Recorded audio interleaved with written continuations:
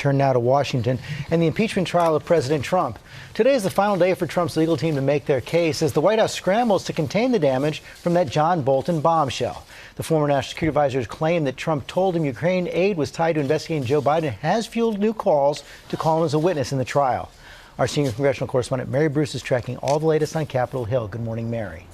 Good morning, George. While Republican leaders here are trying to stay the course, and the president's legal team insists these allegations don't change a thing. But what is changing here this morning is the calculus of some key Republicans, who now seem increasingly likely to support calling John Bolton as a witness. Making their closing arguments, the president's legal team is doubling down, insisting there is no evidence the president explicitly tied military aid to Ukraine to investigations into his rivals. There was no connection between security assistance and investigations. Making that claim even after explosive allegations from a first-hand witness, Trump's former national security advisor, John Bolton.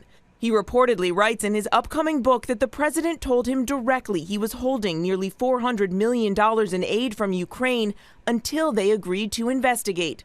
Overnight, Trump's lawyer Alan Dershowitz arguing even if true, it's not impeachable. Nothing in the Bolton revelations, even if true, would rise to the level of an abuse of power or an impeachable offense.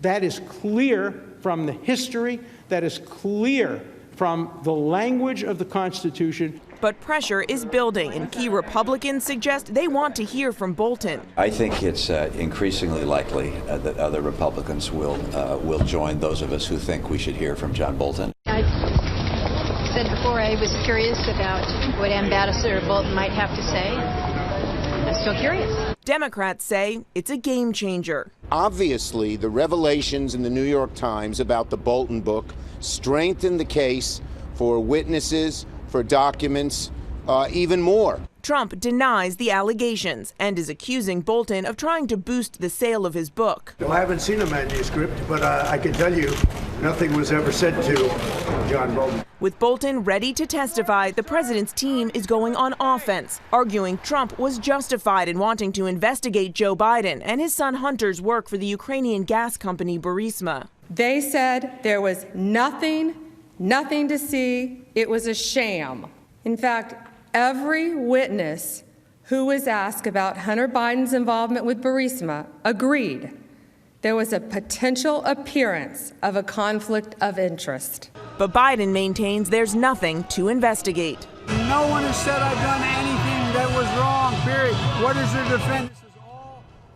All eyes here are now on four key Republicans: Mitt Romney, Susan Collins, Lisa Murkowski, and Lamar Alexander. But, George, there is a very real sense that the dynamic here is shifting, that these witnesses are increasingly a very real possibility. That's the view from the Senate. Okay, Mary, thanks very much. Let's bring in our chief White House correspondent, John Karl. We just heard Mary reporting that on Capitol Hill, they feel like the pressure is growing, but the White House is really scrambling yesterday. But at the end of the day, they're more confident they can keep John Bolton from testifying?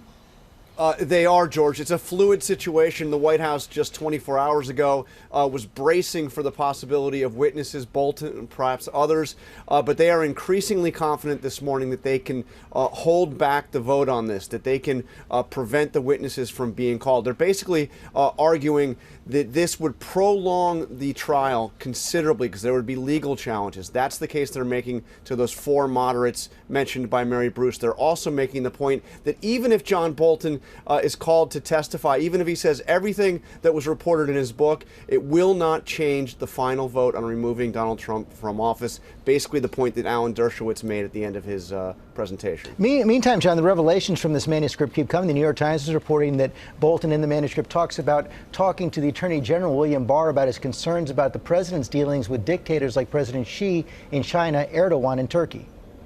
Yeah, here's the bottom line. John Bolton was the national security advisor for 17 months. He was present for virtually all of the president's meetings with foreign leaders and with his top national security advisors.